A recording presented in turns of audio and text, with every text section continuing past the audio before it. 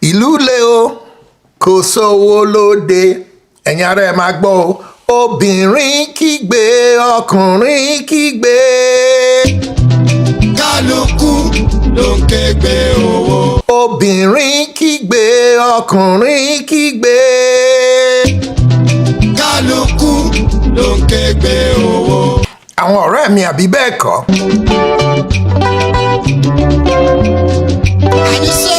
Bí Sisi múra kẹ̀kẹ́ wọn á ká rẹ̀ mọ́lé. Àní bí Sisi múra kẹ̀kẹ́ wọn á ká ẹ̀ mọ́lé. Ìgbà yẹn ni bàbá Tinubu àtàwọn ẹgbẹ́kẹ́gbẹ́ APC máa wá sọ fún yín pé mo béèrè ẹ títí wọn jíṣẹ́ fún ẹ ní. Àníṣe irọ́ ló ń pa o, owó ló ń wá yẹn.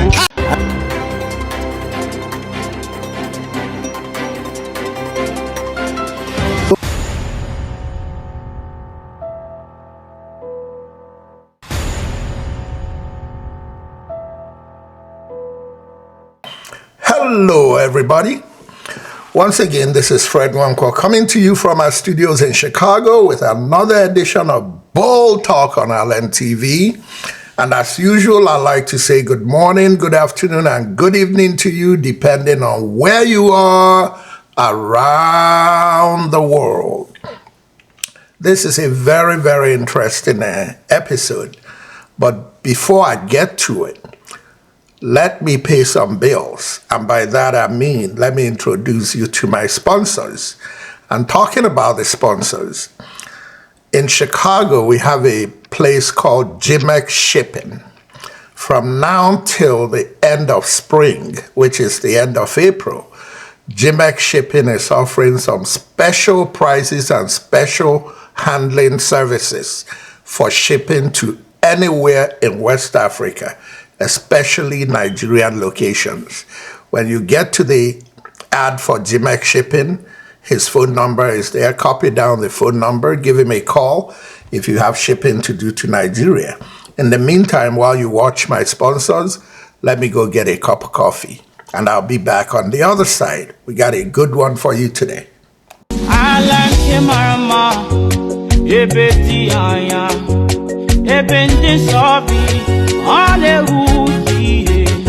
Noro aputo anabukuru chuku aneye aekele rebi ebi iyo koko iyo koko iyo koko iyo koko iyo koko koko iyo koko iyo koko koko iyo koko.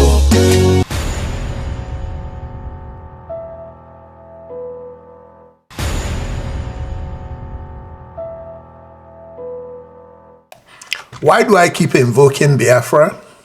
Because Nigeria needs to learn its lesson. Nigeria's history needs to be taught. The reason a few of you think your problem is Igbos in Nigeria is because you don't know your history. And that's why I keep bringing Biafra and throwing it in Nigeria's face. But this episode is about trying to, yes, embarrass Emilokons who supported Bola Ahmed Tinubu. I'm bringing you their lamenting in their own words. And in some cases, I'm bringing you what they said before the election and all the insults they were throwing out at people. Just watch. We're going to start out with this Yoruba lady in Lagos. Before the election and 9 months after Bola Tinubu has been in office. Prior to the election, what she said is in Yoruba, but I'll summarize it for you before you watch it. Prior to the election, she came out on TV, on social media, cursing out Yoruba progressives who were not going to vote for Bola Ahmed Tinubu, telling them that, Emilokon, Awalokon, how can you vote for an Igbo person when your own person is running? Yorubas are the only ones who never support their own people. What is the other person going to do for you that Bola Ahmed Tinubu is not going to do. And all those people who are not supporting Bola Ahmed Tinubu, you need to go and check their history. You're going to find out their mothers were gotten pregnant by Igbo people, and that's why they are voting for. I mean, it's sick, but what do you expect? Everything that comes out of Bola Ahmed Tinubu's friends and the people that surround him, whether they are Igbo or Yoruba or Fulani or whatever, the things they say are ridiculous. Even the educated ones. I want to play this woman for you. I'll try as much as possible to explain more of what she said. Then after she's done with the pre, I'll come back and play you the 9 months after, how she's now cursing out Bola Ahmed Tinubu. Obìnrin kígbe, ọkùnrin kígbe. Kálukú ló ń kégbe owó ló ń bọ̀.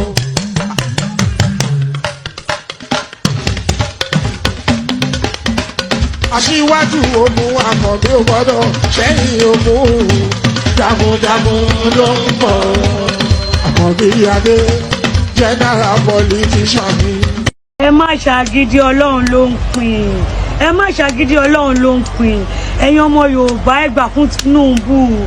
Olórí burúkú ọmọ àlè Yorùbá. Ó ti talé bàbá ó ti gbé fún Igbo. Àwa wí ta wá ní Peter Obi. Ẹ jọ̀ọ́ Igbo mélòó ló dìbò fún Tinubu? Ẹ̀yin olórí burúkú ẹ̀yin ọmọ àlè Yorùbá. Ẹ wá lọ ń tẹ̀ka fún Peter Obi. Tí wọ́n bá wà kọsẹ̀jáyé yín dáadáa. Ẹ lọ bèrè lọ́wọ́ àwọn ìyá yín pé ta ló dún bàbá yín lóyún. Igbo ni kò ṣe Yorùbá. Ẹ̀yin Yorùbá ẹ máa mú ó ṣe jẹ́ pé nǹkan Yorùbá tiwa ni ó ń jọ wá lójú. Ẹ jẹ́ kí nǹkan tiwa náà máa jọ wá lójú. Ẹ jẹ́ kó ṣe ẹ fi lọ́rùn lẹ̀. Now listen to the same lady 9 months after Tinubu. Now she wants him out. She's complaining about hunger, food prices, electric bills, children and elders dying from hunger. She can't wait for Tinubu to leave office. Obìnrin kígbe, ọkùnrin kígbe. Kálukú ló ń kégbe owó. Kí ló dé? Ẹ̀yin APC tábà ṣe máa jẹ́ kẹ́lòmíì ṣe. Ẹ má pa wá tó díẹ̀díẹ̀. Àwọn kidnapper tún jẹ́ agbádùn. A lè sùn, a lè wà ní security. Kò síná kò sómi, kò sóúnjẹ kò sí nǹkan kan. Kí ló dé? Ẹ̀ẹ́dẹ̀ ṣàánú wa. Gbogbo àwọn àgbàlagbà ti kú tán, ọmọdé kékeré ti kú tán. Ebi ló pa wọ́n. Tẹ́ ẹ bá rí ṣe mọ́ ẹgbẹ́ lẹ̀. Ṣé báwọn aládìbò fún yín? Àwọn aládìbò fún yín. Mo wà láàrin ọjà níjẹta. Wọ́n ń fà mí láṣọ báyìí ni pé Madam jẹ́ báyìí lẹ́bàá di sọ́kè kádìbò fún APC. Gbogbo èyí tẹ́ wà nídìí ọ̀tẹ̀ yìí. Ọ̀tẹ̀ máa bá yín tọmọtọmọ ni. Ṣé gbèsè ayé là ń gbé yìí? Ẹ̀yin ọmọ Nàìjíríà jẹ́ ká pariwo.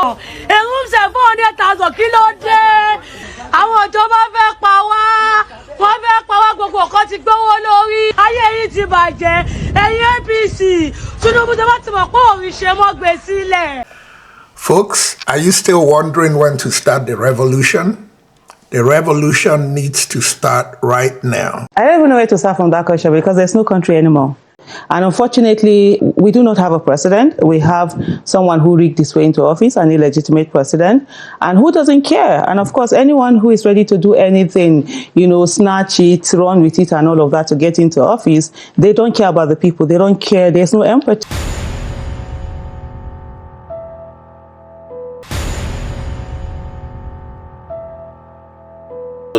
We're not dealing with a country that respects any laws. The laws here are like cobwebs. They are only a match for ants. And, the elephants walk past them without even knowing them. So I'm never afraid to say that something massive, something urgent, and something revolutionary must happen in Nigeria for us to change course. Something urgent, something massive, something revolutionary. I'm not the only one saying it. It keeps reminding me of Biafra. Not the way you're thinking about Biafra, but the fact that Igbos fought a war in 1967 and Nigerians massacred Igbos. Based on the facts we now have, it's time for a revolution. It's time for Nigerians, not Igbos, progressive Nigerians across the board, to take our country back.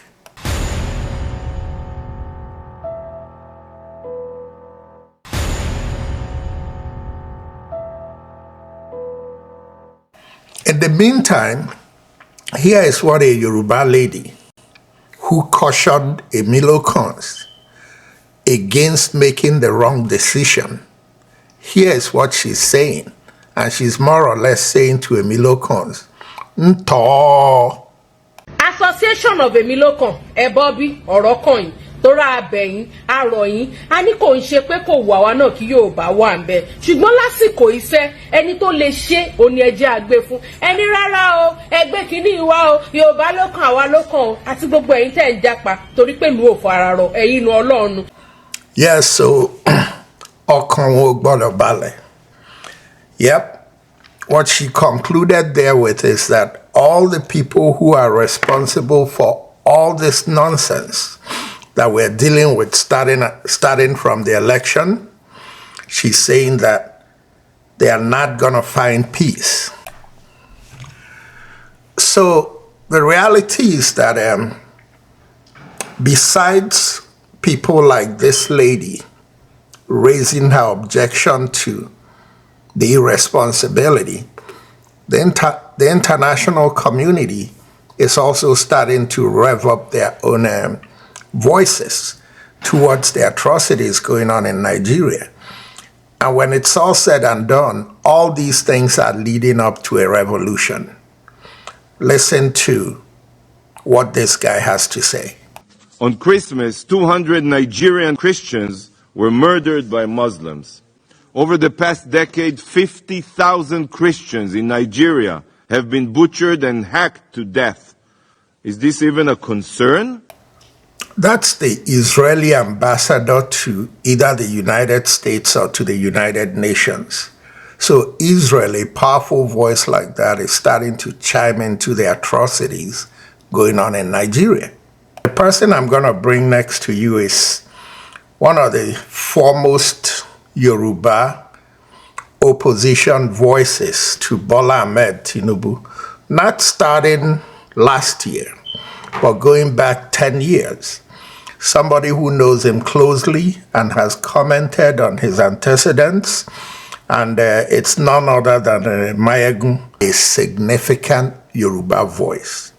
I mean significant Yoruba voice in the call for a revolution to get rid of this cabal called the Tinubu administration. Good evening, ma. Good day, Mayegun. Ma. Good evening. Yes, I'm calling from America. Nigeria, I don't think there's a remedy for Nigeria. When they say Yoruba nation, I know Biafra are stronger than Yoruba nation. When they say Yoruba nation, I don't know who will be in that Yoruba nation. Is it not all these crazy people that we have? They are still the same thing that will be in Yoruba nation. I can understand, your sort of concern based on experience so far, because if we have our own independent Yoruba nation, for example, all the criminals we know today, they will not automatically become, you can't say they are no longer Yorubas. They are still going to be Yorubas themselves. But one thing I want you to know is that I want you to believe that any action that will lead to that, would have been actions that would have consumed majority of those you are seeing today. You will not see them again. Action. Because if we sit down now and say, let me put it this way, let's say the same people we are talking about today turn around tomorrow and they start talking about the breakup of Nigeria. That automatically gives the control over what will happen to them. Now I will be concerned. I will say, all these years, now they have decided to come and do Yoruba nation so that they can control the Yoruba nation. Then I'll be concerned like you. But do you know why I'm not worried? Is that because they are part of the system that is going to go into extinct. You see, they are part of the system that will be destroyed for other new nations to emerge. So when those new nations are emerging, right? You see all these ones you see today, and every of their offsprings, one by one, you will see to their destruction. We will see to their destruction. And they will never pose any threats. Yeah, they will never pose any threats. Folks, you hear that? It's not just me saying it. But let me throw in one little caveat. What he said about Yoruba land and how the Tinubus, how they are not going to be part of the real Oduduwa state because they are the problem in Oduduwa state. The same thing applies when we talk about Biafra. Nnamdi Kanu will bring something worthy to Biafra. Believe me, he will. But you see this guy called Simon Ekpa, he belongs in the same category that Mayegun is talking about here. The Simon Ekpa forces have to be neutralized because if that segment comes into Biafra, you think you have problems with unknown gunmen, you ain't seen nothing yet. For those of you who may have concerns about some of the areas in Nigeria, if there's a breakup and how they're going to survive, no. Where there is a will and good leadership, every segment of Nigeria broken up can survive. Everyone doesn't have to be a superpower, but they can survive, and if all the neighbors get along, the superpowers within the areas will protect the others. Go through the United Kingdom and the British Isles, or whatever it's called, and see some of the tiny countries that are running independently. Many of them are not as big as some of the smaller states in Nigeria, but they are called countries, and they are holding their place at the United Nations because they have good leadership that care about the people. They don't have natural resources. They don't have oil. They don't have uranium. They don't have platinum. They don't have gold, but they have the will to have good leadership that works for the people. Countries are not rich in proportion to their natural resources. And there are many other countries that have a lot of natural resources, but they have not had an enterprise economy to develop those resources. It is the countries that have had the wrong system, which have not created the wealth, have not cared about people. Look at the other side. Japan, no natural resources. Switzerland, no natural resources. Taiwan, no natural resources. It is the political system which enhances the enterprise of the people and gives it a framework within which to operate. Instead of focusing on how to unite Nigerians and use our resources effectively, here are the excuses you hear from Tinubu's Cabal Pocketed Igbo APC member and his director of news distortion, one of the Emilokon bigoted Yorubas. Just listen. The time for electioneering is over. So any opposition leader today who is simply, saying, people protested in Naija and come up with, a billboard that the economy is, that is completely disingenuous. Yeah, but they said it's not helping. It's not helping anybody. When President Tinubu was in the opposition, sometime around 2012, he actually led some of the protests against the removal of fuel subsidy. So he's a master strategist when it comes to disrupting other people's government. And so he's been paid back in his own coin. No, what will you say about that? No, but again, I don't agree. I don't agree. And if that's what the current opposition is doing, they need to desist, because that's not serving the interest of Nigeria. Well, in 2012, we had this issue everywhere, and we're just hoping that the President Tinubu knew all of this, and he, along with your party, promised Nigerians that they actually have the capacity to tackle this country's problems, and that's why they went to the polls, and Nigerians elected them. You mean APC and the President promised to do so in 10 months? Well, of course. President Tinubu knew the problems. Nobody promised. And that aspect of the economy is his strongest point. I mean, yeah, for insecurity, yes, people may say he's not a former military general like Buhari and all of that. But for the economy, President Tinubu consistently, while campaigning, says he knows how to unlock the economy. And that's exactly what he's doing, Sambo. The All Progressives Congress has alleged in a statement signed by Felix Morka, the party's national publicity secretary, that opposition parties are instigating mass protests to undermine the administration of President Bola Ahmed Tinubu. The statement was posted on X by the President's Special Advisor on Information and Strategy, Bayo Ononuga. The statement reads in part, in its arrant desperation to portray the All Progressives Congress, APC-led administration as underperforming, opposition parties have resorted to instigating unsuspecting young people to protest in the streets of some major cities. The protests in Minna and Kano earlier today were the manifestation of this devious and unpatriotic plot. That the protests happened simultaneously in both cities is not coincidental. It bears a bold stamp of an orchestrated and coordinated effort to instigate unrest and undermine the government. While we recognize the right of citizens to engage in peaceful protest, we urge our good people to be vigilant and not lend themselves to the treacherous attempt by the opposition to promote social strife by its incendiary rhetoric and manipulative plots.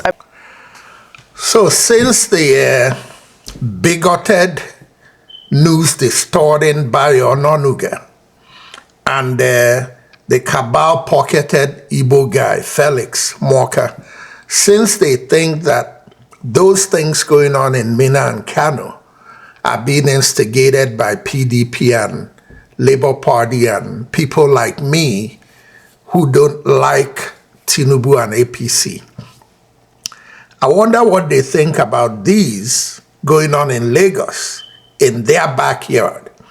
And a video that I couldn't find today, but you saw in the past, when Tinubu came to Lagos and Lagosians were crying to him, Ebing Bawa. I wonder if those are instigated by Peter Obi. Listen to these people. Obìnrin kígbe, ọkùnrin kígbe. Kálukú ló ń kégbe owó. Tinubu, they are doing a bad thing for us. God is not with this government. Ebi ti pọ̀ jù nígbà tán láwa ló kàn à ń ra rice in 24,000 ní ìsìn àwa ń ra àpò kan ní 68,000. Bọ́kọ̀ yàrá bá alábùjá ẹ máa wọ aṣọ òdì lọ́bà wọn ni o. Láti Monday ti Sunday ni mo fi ń ṣiṣẹ́. Ẹ wọlé ìbéèrè 2,000 naira lọ́wọ́ mi inú ilé kiri kó jáde. Kọ́ ṣàánú wa, àwa single mother, kọ́ tẹ̀ ìwò tàwa single mother. Àwa tá àlọ́kọ tí ò sẹ́ni kankan tẹ́ gbà wà nìkan là ń gbọ́ bùkátà. A máa sanwó ilé, a máa sanwó ná. Tó fẹ́ pa wá ní. A máa ṣẹlẹ̀ yà lóko. Ìrẹsì ò ṣe jẹ, ẹja kò tí ò ṣe ra ẹja pala, kò sẹ́ni rà tẹ́lẹ̀, kò ṣe rà rárá. Ṣíbàdà, kábà ṣíbàdà. Kí dọ́là wọlé, kí gbogbo nǹkan wọlé, kábà ṣíbàdà. Let the poor breathe. Don't suffocate them. Obìnrin kígbe, ọkùnrin kígbe. Kálukú ló ń kégbe owó. I'm not happy with my president. I'm regretting for voting for my president and for voting for APC. Because this is not what we voted for. You know, we are not voting for, we not voted for suffering. What do we gain for the past 7 months? We voted for President Tinubu Imilokan. I'm a Yoruba man. I regretted for voting for him. The vice president said we should have patience for 10 years. So until all Nigerians die finish before they can resuscitate us.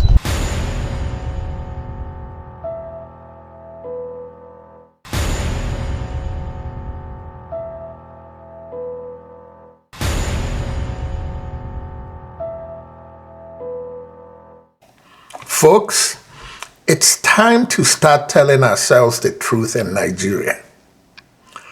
I don't want to rub it in anybody's face, but I'm going to keep sounding like a broken record. In 1967, Igbos fought to stop this cabal.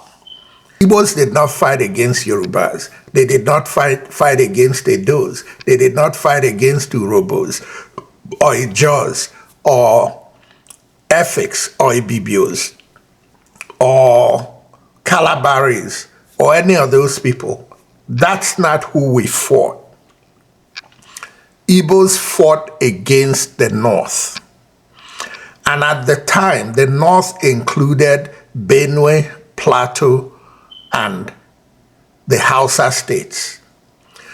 But as time has gone on, Igbos now understand that the Hausas, the Edomas, and the Thieves, even though they were part of the North, had been coerced and brainwashed and have had a jihad going against them since these Fulani cabals and their Danfodio arrived in and took over the Sokoto Caliphate. In reality, the people Igbos fought against are the Fulani cabal, not Fulani people. And with that said, what I'm saying today is, have we learned any lessons from what happened to Igbos based on what's going on in Ekiti and Benue and Plateau and Southern Kaduna and other places they will be coming to? And are we willing to play ball and unite and build a Nigeria that works for us and either minimize the Fulani cabal or have them go form their own country? Folks, if you really want to know what's going on in Nigeria, listen to people like me, but in the general sense, in the general media, listen to people like Dele Farotimi. Listen to people like Yemi Ademolekun. Listen to people like Rufai Oseni. Listen to people like Charles Aniagolo. Yeah, he's very subtle and diplomatic, but Charles Aniagolo knows what he's talking about. He's a seasoned journalist that knows how to hit hard without you coming after him. Among the subtle, straight shooting people to listen to the Ojiokwe show on Arise TV and listen carefully to Ojiokwe or Ayo Eshe. Those two are very subtle, but you could tell that they're objective journalists that know what's going on in Nigeria. And how can we not mention the queen and the king of this revolution, Aisha Yesufu and Omoyele Sowore? You can't talk about objective look at Nigeria without those two. And some others. People like Maokbe Ogun channels. Listen to people like Sheung. These are the people who are telling the stories that, listen to people like Dele Momodu. Listen to people like Pa Adebanjo. Listen to people like Bode George. Yeah, Obasanjo has had his hands tied and he's played it both sides. But when it's all said and done, you could criticize me for that. Obasanjo has good intentions for Nigeria.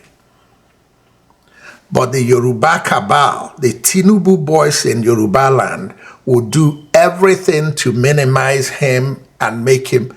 Obasanjo knows what he's talking about. It's time for Nigerians to get their news and get their advice and get their strategies from people who know. If you go into Fulani land, there are people in Fulani land that you can trust. The Dati Ahmeds, and there are some more. All these Fulani young ladies and Hausa young ladies and men that worked for the Labour Party, for the Peter Obi campaign. Those are Nigerians you can trust. Not all these cabal pocketed Igbos and bigoted Yorubas and the cabal who enslaves them, pays them to sell Nigeria. Folks, leave the brainwash alone. Take a trip down the Igbo memory lane in Nigeria. So, honey child, please, if you have not walked in my shoes, you have no say in my world. Have you ever been cramped up in a loaded bus, with different people talking their own languages, yet their faces looking so similar? We are all God's children, so why can't we relate, love our difference, exterminate our ignorance that is killing us, and bring flavor into this beautiful world? Thank you. I think I've rambled enough, but I rambled with a purpose.